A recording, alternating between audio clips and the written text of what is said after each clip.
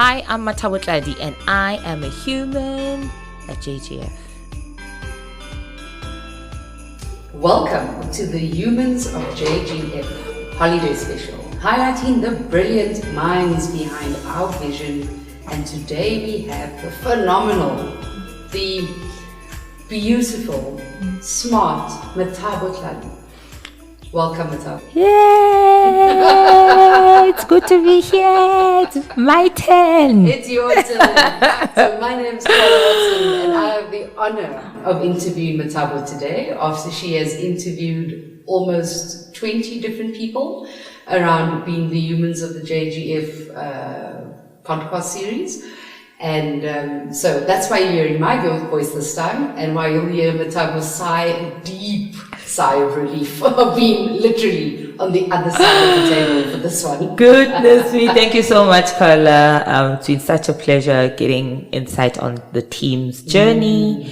And really just the humans of JGF. What are the things that make us in the deeper sense beyond KPIs and job descriptions? Yes. Oh, lovely.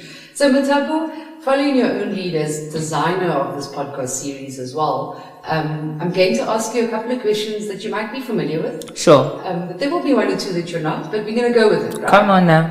All right. So just to kick us off, where do you come from, or how I prefer to say it, where would you maybe call home? Oh, okay, cool. So as it stands, home is eQonce, which is the former King Williamstown. And of course, in the spirit of having to explain my whole life, I have to then say King Williamstown is 45 minutes away from East London. It is an hour, 30 minutes from Makhanda. Yeah, but that's home. I was born in Queenstown. Lived there until I was 9, moved to eQonce. And yeah, born and bred, educated from small towns in the Eastern Cape. That's quite interesting, because with the background of a lived experience and such, it will bring quite a nuanced view on the education system. And especially when you start talking about teachers and experiences and the concept and lived experience of schools. But we'll come to that. We'll come to that just now.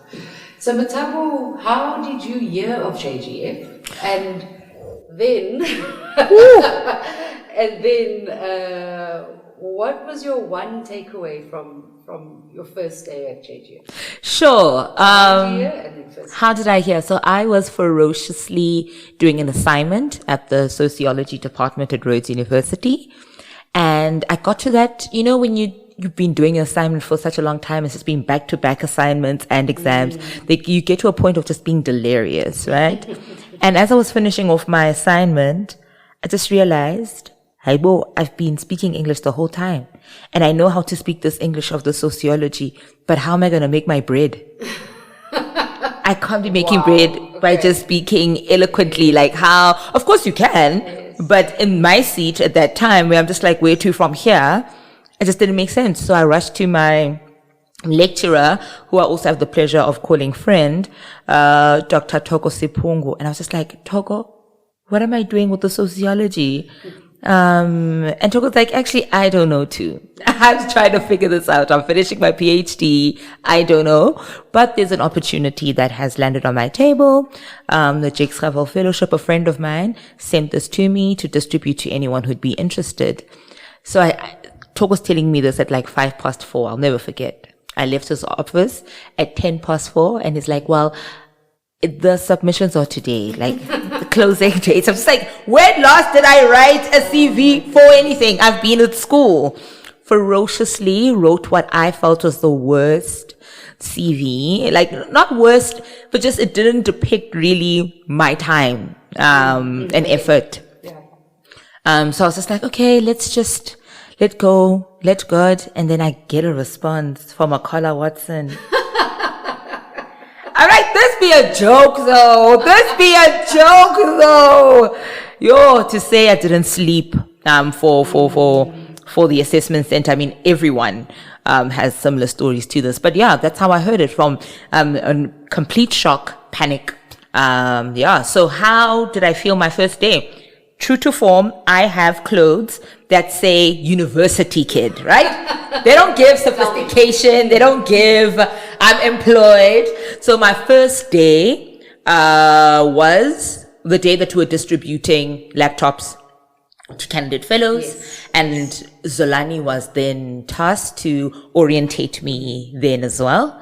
So, I'm just like, I only have a crop top and a high-waisted skirt. That's the most professional I can get at this point. And I put my high-waisted skirt in such a way that at least it covers aspects of my flesh. But I mean, a crop top is a crop top, and a crop top will crop top. So the first thing I said to Zolan, I'm like, I'm so sorry, I'm wearing a crop top. And so I was like, hey man, get in the car, let's go. And that for me was just the moment that speaks to any other moment after that, which is very much a come as you are, like less of explaining yourself. We see beyond what it is that you feel are flaws. We're really interested in the thing that we saw and still see in you. And that's just generally been the energy and the vibe of being a JGF. Do you still have that crop top? No. Both of them. Have you moved on? No, oh man, you still have them? I still have them. I still rock them. Lovely. But at the office, not so much. Here we are. Awesome. And if I was to ask you to describe what you do at JGF, either as a job or how you spend your time, how would you describe your work or your time at JGF? Oh, I love this question because I've recently come to peace with how I describe it. It was confusing at first. But I am a program officer. I have the pleasure of mentoring 25 out of the 180 candidate fellows. And I'm also part of the program design team. It's a thing that I really, really enjoy doing as well, contributing to the meat, the intention, the direction of our program. I love doing that. So this also plays a part in it. I speak less about this, but more of the fact that it's the program and the candidate fellows that really is the center of what it is that I do. Sure, that's quite powerful. I mean, you're getting straight to the core there of, what JGF aims to do, and you'd use the word intention from a program design perspective. You said you're quite excited to be in the space of the intention of it. And what do you think is the intention of the program you help design? Oh, a holistic growth point for candidate fellows. Prof. Janssen calls it a wraparound program, right? Like it's all encompassing. So yes, your marks, but who are you? Because irrespective of what your marks are, we really are interested in the impact that you're going to be making in the classroom. We're really interested in your intention with dealing with lives and how then you negotiate your life in relation to the lives that you're molding. Because with the kind of work that we do and teachers do and work that dissenters self but others, it's easy to want to perform capacity and capability as opposed to really looking at the fact that who you are informs your capacity. So it's always about you first. And that's what I believe the intention of our program does in various ways. Lovely. And if you had to reflect on your own experience of schools, which sort of teacher or educator, I mean, the term changed over the years, right? But somebody in front of you imparting information, which one of them stand out for you and why? Mrs. Wingate. So two. Okay. Two. Mrs. Gilbert and Mrs. Wingate. Mrs. Gilbert, because it's post-apartheid in the legal sense. South Africa, 96, we the first wave of black kids who can be in classrooms with white kids. And the kind of, in many ways, the school was structured in such a way that facilitated for fear from black girls, because I went to an all-girls school.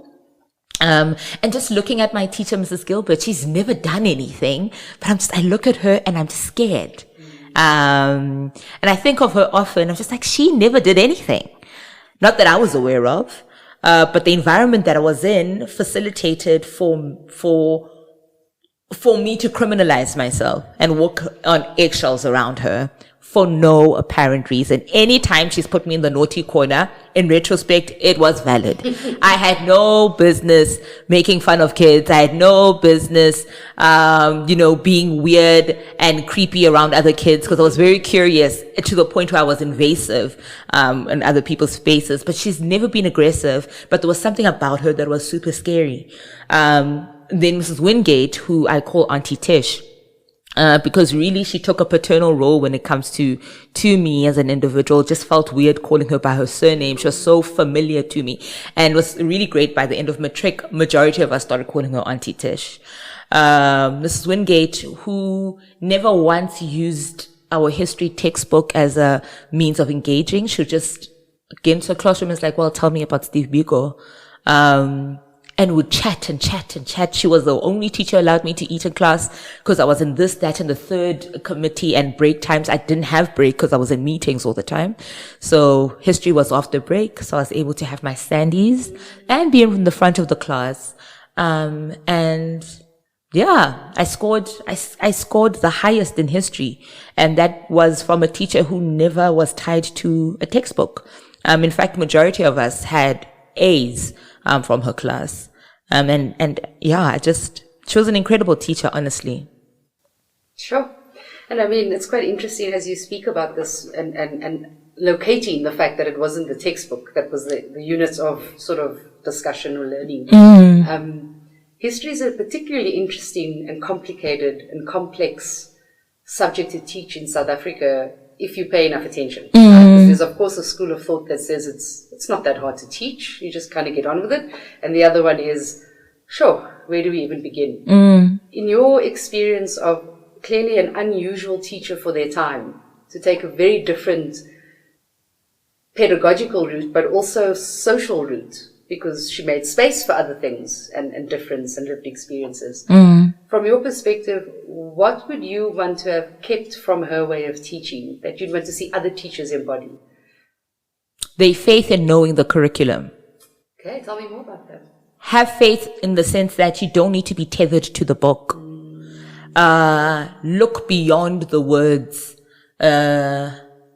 Understand, and also it's what Kamaguni Dolweni speaks about in one of the episodes within the podcast, when she speaks about mentorship. It's about locating how this chapter that you're teaching today has the power to impact the everyday lives of these kids, right? So teaching from a place of wanting to empower the person, as opposed to just making sure that a thing is done and marks can be recorded.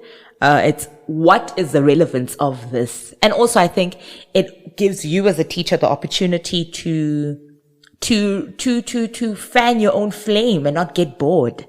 The grade 11 Bs from last year see Steve Biko differently to the grade 11 Bs of this year. What's their vibe? What's their, so position yourself to learn from your learners. Sure. Position yourself to learn from your learners. That's pretty powerful. That's pretty powerful, especially in a system that's designed not really to encourage that. Right? You're supposed to only learn from one source, which is the teacher. And how did you learn in school? Or rather, what kind of student were you? You've already described as quite curious. But where else and how else would you describe yourself as a learner? Oh, easily bored. The only time I did well was when my teachers threatened to take drama away from me. That's the only time you'll ever see an A from me if I didn't like your subject. They'll be like, Mathabo, you just take drama away.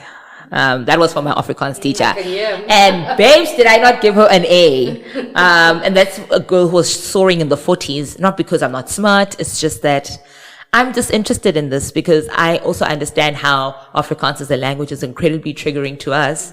When our neighbors who are Afrikaans never greet us. So I've associated that language with that kind of antagonistic behavior. And I was everywhere. I was in all the committees, but somehow I'm still in detention. Somehow I'm writing for the local newspaper. Somehow I'm chosen to go speak at a conference with Moile Timbeki, but at the same time, like, my socks were different colors. Like, I was just, you could never, I was too good to be bad. I was too bad to be good. I was confusing in that sense. And what do you think the teacher, pick a teacher, you don't have to say their name, but think of a teacher back in high school who was observing you in grade 11. Oh. How do you think you'd be described then? One teacher, it was really weird. She was so obsessed with how articulate I am within the English language, even though she was a Xhosa teacher, right? So she really saw me as a voice of what? Well, that's to be questioned, but I'm definitely, in her eyes, a voice, and a voice that needs to take itself seriously. I think her main gripe with me was that I didn't take myself seriously, because I'm speaking my whole life. I'm speaking at Sunday school. I'm a Sunday school teacher. My parents speak. They're quite charismatic. So I'm just like, it's not you, it's you not seeing the magic of who you are because it's so ordinary to you. So she definitely would be the teacher who, let's say the debating girls would be allowed to leave 30 minutes before school ends, and it would be during her lesson. And the one time I didn't debate because I had drama rehearsals, she came up to me, she's like, Mathabo, this is unusual. Why are you not with that debating? Please don't let me down. I'm like, girl, let you down. What's happening here? Like, oh, are you watching? I'm definitely in the 60s in your class. I'm not getting 80s in your class, but you're really concerned about like me honing this gift that you see. So for sure, she definitely saw me as a voice that was not aware of its power.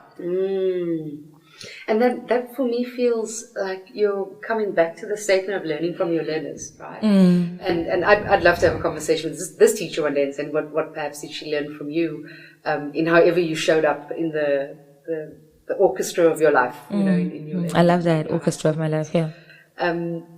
Where would you say you learned the most from your 25 candidate fellows? So you'd said, yeah, you can see where I'm going with this, you know. You'd said, you must learn from your learners. I'm very proud to look after 25 of 180 odd candidate fellows. Tell me more about that as you work with JGF. The level of self-awareness is astounding. And self-awareness even when they've gone wrong.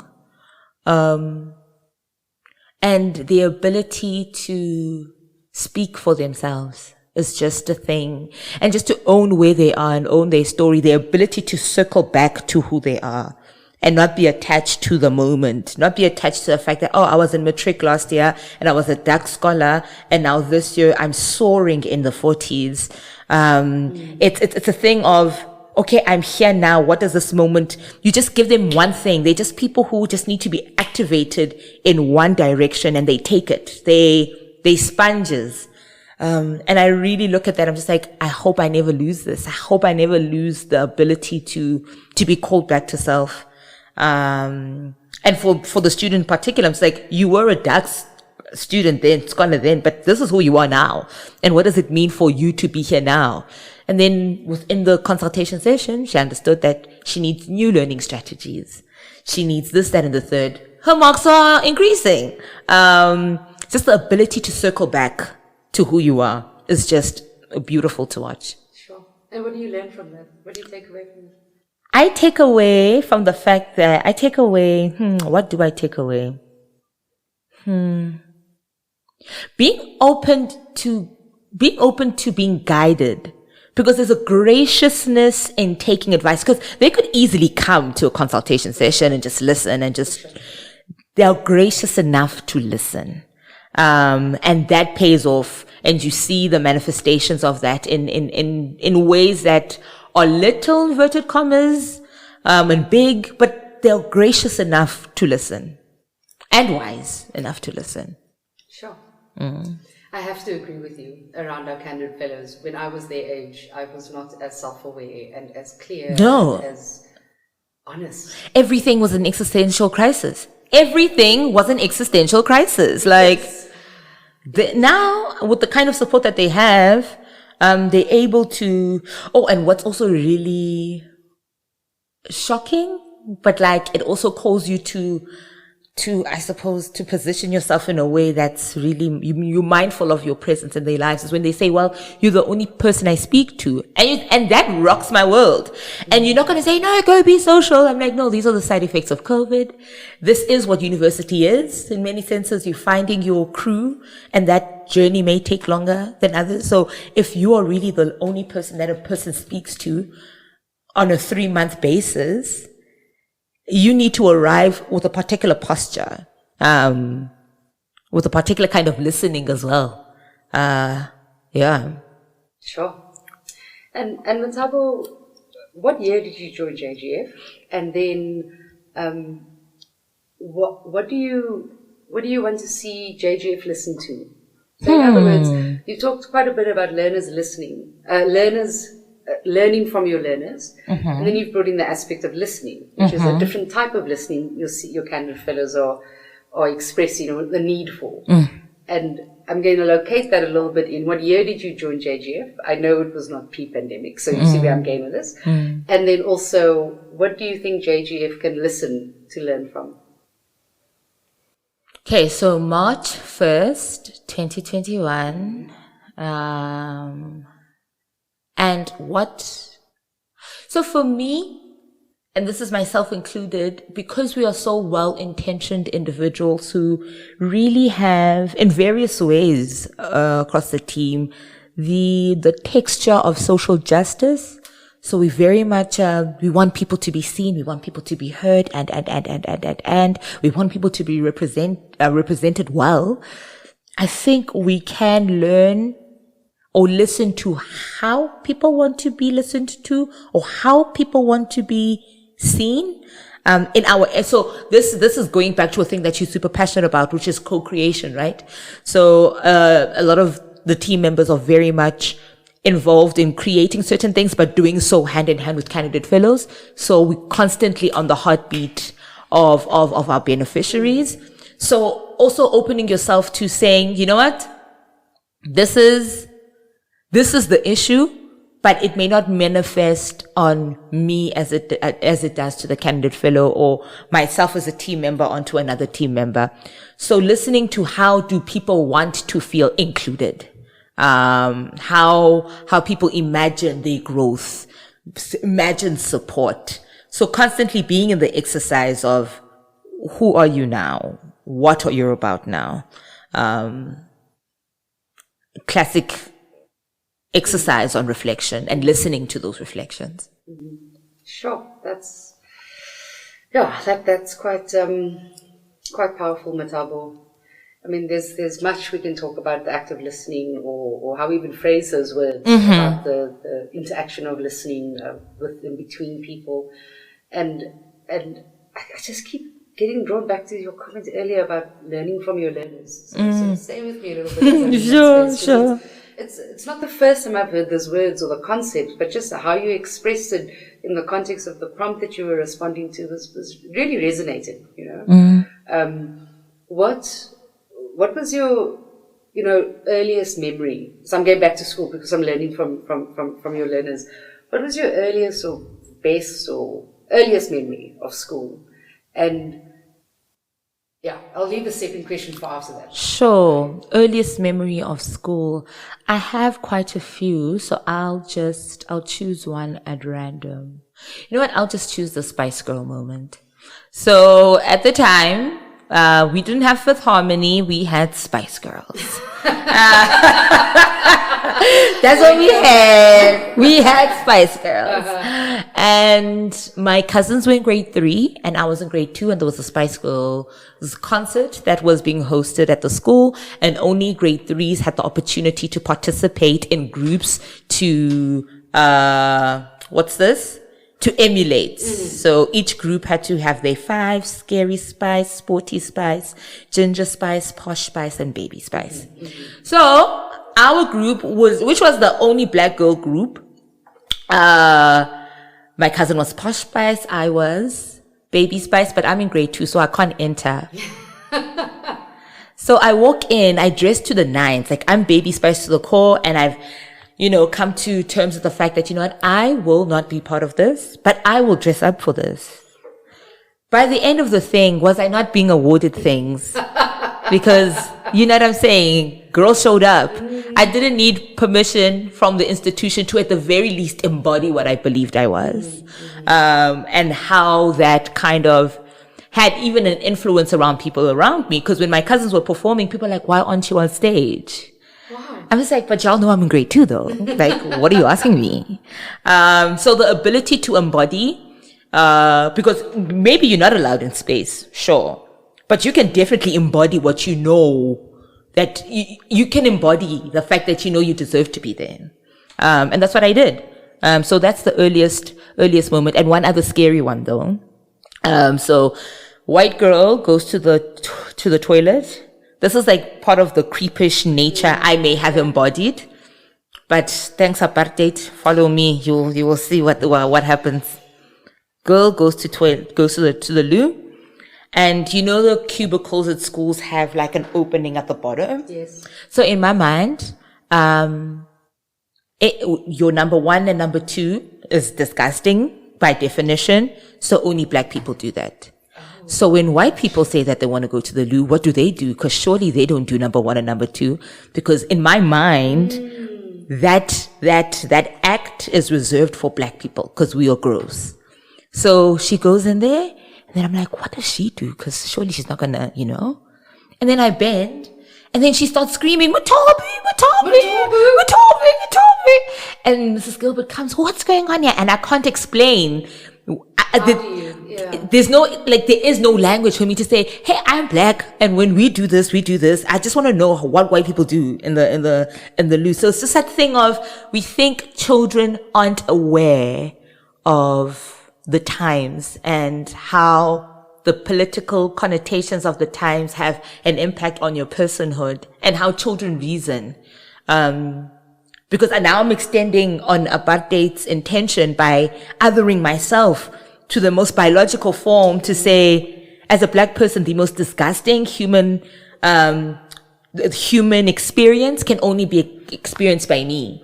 Because it's fundamentally gross, and anything that's not black surely doesn't go through this gross experience. So those kinds of moments for me are moments that stand out the most. Sure, thanks for sharing that. No worries.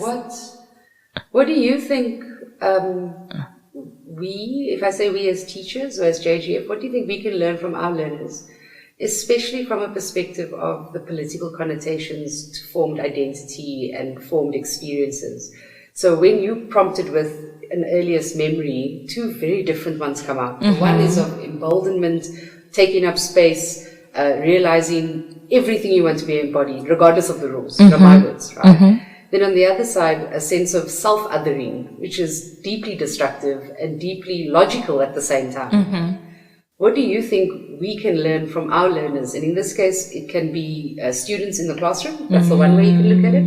Or the other way is, how can we learn from our candid fellows, if we put them in the learner profile, while considering the political connotations that you've just reflected on? I think we could learn about... I'm just really interested in what our learners are curious about. Because it's in the curiosities that you find them, that you find their pain, that you find their glory.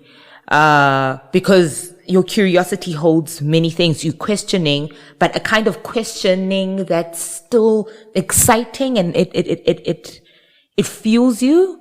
So I think we can learn about what they're obsessed about, why it is that they're obsessed about, and what can we do to facilitate for their growth and thrive within that particular area of obsession. Because I mean, with the practice that we do as coaches, I've learned really that you are really a facilitator, truly. And to facilitate is to say, what is your need?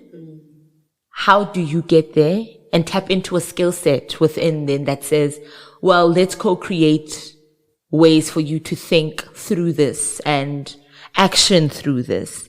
But finding the obsessions of our learners and tapping into those, really, that's where the money resides, as the kids would say. That's where the money resides. And for you, Mathabo, as a human of JGF, where does your money reside? What do you want to be obsessed, or might be already, or want to be obsessed about at JGF? For me, it's seeing people. I take for granted the kind of environment that I grew up in where you are seen. We can question how you are seen, sure, but you are in the room, and we know that you are in the room. And living in a city that is designed not to foster elements of community. So if you are in community, you need to be very intentional about it, or you will spend, honestly, 365 days scheduling and rescheduling coffee dates. Building community is effort. And I'm obsessed with seeing people. And I think in many senses, the podcast does that for me, to be able to listen to people's stories. And also just to awaken that bone of community within me, which can be lulled by the monotony of the everyday. So it's hearing people. It's being excited by something. Like you said, like you are people-centered. And that's where my activation comes from. Just hearing what people say, whether I agree or not, but it's the opportunity to ask a question, the opportunity to learn something, an aha moment, challenging moment, my obsession there. Yeah, you find me in holding people's stories. That's what I'm obsessed about. And I'm curious a little bit around what holding means to you. So if we look at the Jake Scoville Fellowship, we might interpret what we're doing as holding the space for folks to find their own obsession in education and continue their journey of impact. And when I'm interested in Mathabo as a human of JGF, where and how do you want to realize your obsession at JGF? You mentioned the podcast and seeing people and holding people, but what does that look like in a lived experience, in reality, in day to day, what does that look like for you? For me, it really does. It goes back to a moment. So at church, a pastor spoke about how he considers himself a cupboard where, people can say whatever they need to say. And he even hopes at times that he forgets what people say, but he just wants to be that venting space, right? So extending from that, holding honestly means the ability to sit and be quiet, especially when we are, I learned a new term, PsyOps, psychological operations. Social media is a psychological operation that socializes people into speaking, into projecting, and not interacting, right? And not interacting with ideas. So even when someone comments in the comment section, it's very much, well, I think, or I agree with you. You know what I'm saying? It's not I hear you up until this point. What do you think? It's not a co-creative space. It's just, we are constantly imposing onto each other. Even when we are of agreement, we still like inferring things onto each other. So mine is to give space for people to say what they need to say, and for me to either be a cupboard and not disclose it ever again. Scary ideas aren't as scary as you think that you are. Like, I don't feel like there's anything too big for you not to tell someone. One. And also it's a space for just to probe further. I think that's another thing I often hunger for, in interacting with people. It's just the ability to probe further, which indicates that you were listening. So tell me more about, you know what I'm saying? So for me, that's how holding looks like, being a cupboard and just probing further when people speak. Yeah. Sure. All right. And we're going to come back into a little bit of the Jake Scoville Fellowship space. You've been at JGF for over a year now, almost 18 months, I guess. Because in my mind, when does the year start and end? I just know, okay, March 1 to March 1, where are we now? Yeah. Right, so just see it in that context. And so we're looking at about 18 months. And in terms of your own journey to impact, what has been a pleasant surprise in your time at JGF, and what do you hope to see next 18 months from this point? A pleasant surprise is, and I think also in many senses though, it favors a particular kind of personality, and maybe that's something we can look into as an organization as well. But the ability to advocate for the ideas you have. So, Julie and I, last year, put a presentation. There was a presentation that was put together. We would like to start a podcast. And because of such and such reasons, this is important. And this is how it's going to look like. This is how it's going to feel like. So the ability to say, I want to be in this lab, and figure things out. And yeah, that's been a pleasant surprise. But like I said, it favors a kind of personality that knows how to advocate for itself. Like you know what I'm saying? So, yes. But to know that opportunity like that exists for me, that has been a pleasant surprise. And seeing how team members as well have just come forward and say, hey, I'm interested in this. And they do it. And you watch them excel in a thing, but you see their personality thrive in a project. It's really a sight. And what would you like to see in 18 months? You know, so same period of time you've been here. Yeah. What would you like to see? For myself or for the organization? For myself, for sure, a less tired Mathabo, because true to form, there's nothing unique here. I started a thing and I ran. Like most of us in this team, that's what we do. We take things and we run. We take things, not even take a thing. We take things. True. That's true. And we run, and we essentially what Erica Badu calls bag ladies. We have thousands of bags that we're running with. Yes, we have thousands of bags because we just want to see things happen, and we're constantly excited by this vision, and we're excited by our candidate fellows, and we really want our program to really meet the enthusiasm, the passion, the innovative nature of who they are. We don't want them to be bored here. So Mathabo definitely may have, out of the 55 bags, maybe 2 in the next 18 months. My line manager, Asha, was saying, so what are you taking on next year? I'm not taking on. Putting down. We're putting down. We are putting down next year. So just to refine, to be honest, really, I say all that to say a more refined practice in the projects. A more clearer, this is what I'm doing here and why. And these are the structures that I am putting in place, and obviously the structures that the organization as well has in place to protect me as a person from my own insatiable need of taking on more.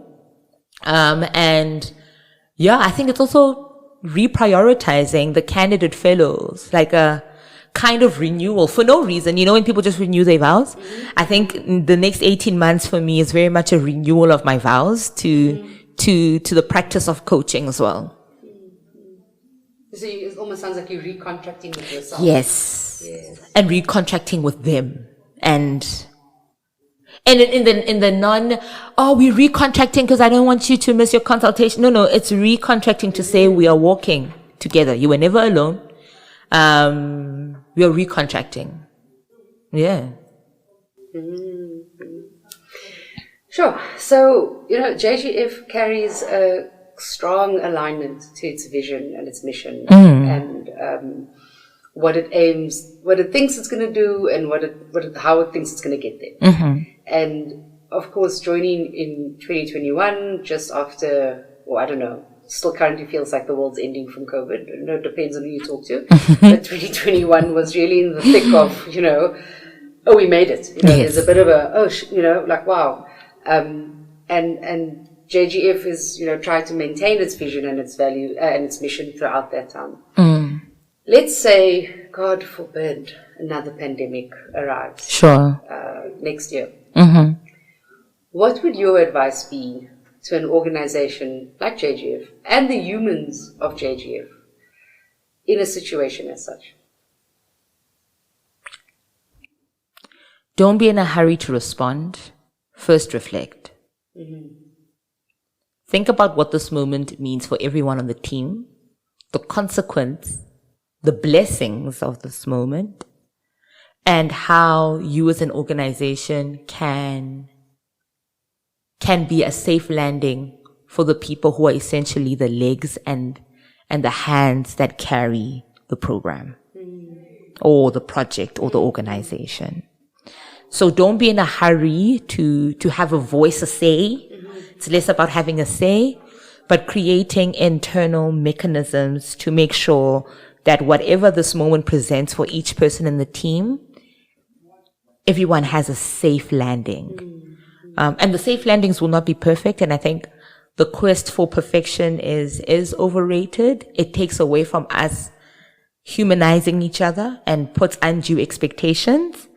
But it is to say that the fullness of who you are in this moment really contributes to us helping you be better.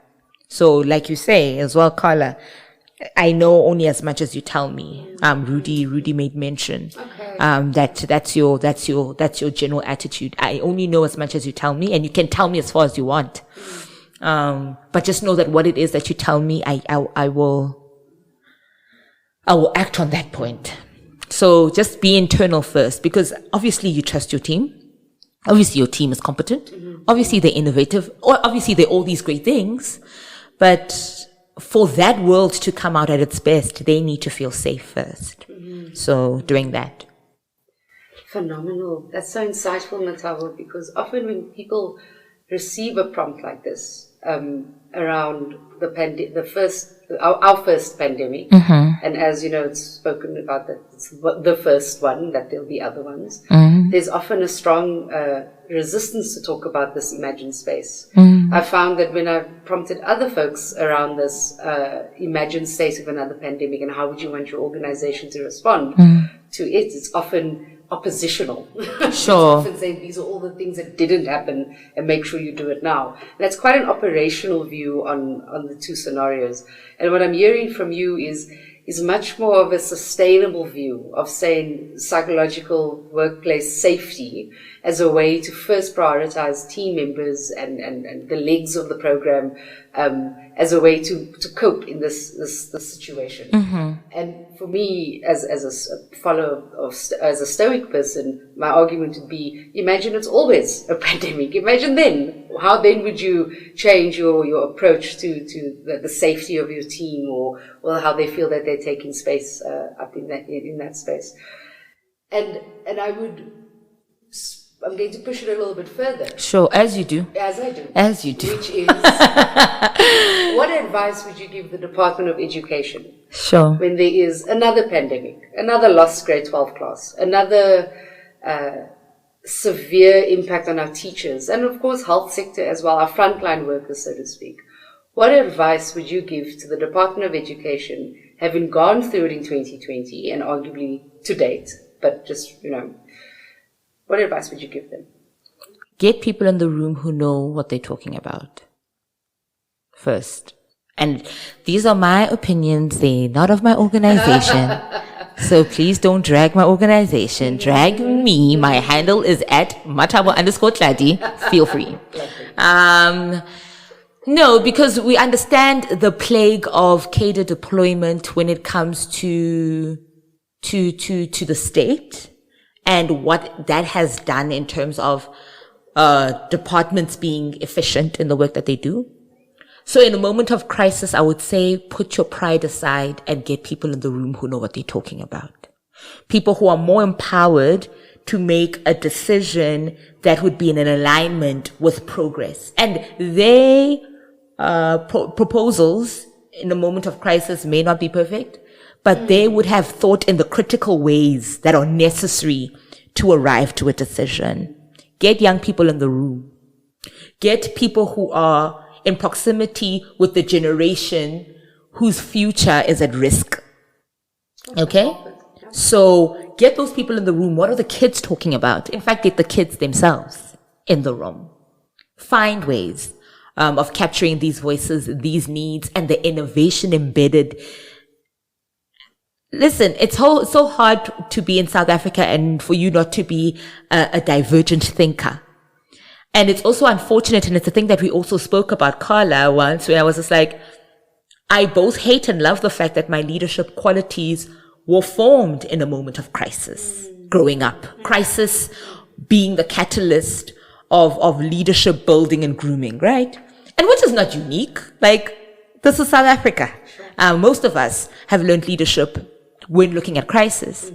So we need to use that. We need to leverage on that. That it's within us to respond to crisis. It's within us. If people can find alternative ways of brewing alcohol, damn near kill themselves. Yes. But the urgency to respond to an immediate crisis within a week, what does that say for us and our ability to respond to a crisis? So get the relevant people in the room, and don't shy away from the fact that we are a country that most likely has leaders who are leaders because they looked at crisis in the eyes and leverage on that. Let that be a thing that we use for our own good, as opposed to it being a traumatic story. Sure, I'm hearing quite a distinction between trauma and crisis, which is something I hadn't really considered before. I completely agree with you around leadership development, or people who take control or become a role model of sorts, but only indirectly in response to an unraveling crisis and having to sort of step up. And it doesn't discriminate against age. That's happening from little to really big. Yes. Right? And everything in between. What role do you think, if any, JGF might have to play or can play in managing what is becoming a crisis, which is our teacher shortage that's coming in the next 5 to 8 years? What role, if anything, do you think JGF should play there? I think JGF, and I think it's a thing that we're moving towards, and I think it's a thing that we do even indirectly, honestly, but I think to be more intentional about us being advocates for teachers everywhere and for teaching as a practice. As opposed to just it being the doing, right? Like getting these brilliant candidate fellows, but to say this team and these people and this organization, and I was saying to Rudy, this movement is a movement that says whether or not you are in this organization, your voice is taken seriously. So if you are going to engage the podcast and you are teacher Samantha Khumalo, and you are engaging, we are in conversation with you, whether or not you are part of this fellowship, right? Because you are a reference point that the work is being done. Because what is the point of our work if our candidate fellows aren't going to be caught by professionals who are doing the work? You reaching out to us, interacting with us is also a kind of reassurance to us that our candidate fellows are they're walking and working in spaces that already have experts, who are dying for enthusiasm and creativity and innovation, which is the thing that we foster in our candidate fellows. So be a bigger light for not just our candidate fellows, but for practitioners in the education space, and being in constant dialogue with them, intentional dialogue with them. How does it feel to receive our candidate fellows? What are the needs do you feel younger educators ought to have? Just for us to constantly have our fingers on the pulse. So what are the needs, and not perceived needs? Sure. Okay. I'm coming to my last question for you, Mathabo. And this has been very insightful to get to know you, of course, a little bit differently in a different space, but also to realize your vision in action here with this podcast series and the Humans of JGF, and how I'd say we're a small group of weird, crazy people who believe in this thing and are making it happen. And that, of course, comes from Julian's video that he plays at orientation. Yeah. One person starting to dance, and next thing we have a rock concert. And what my last prompt to you, Mathabo, is what does it mean to be a human at JGF for you?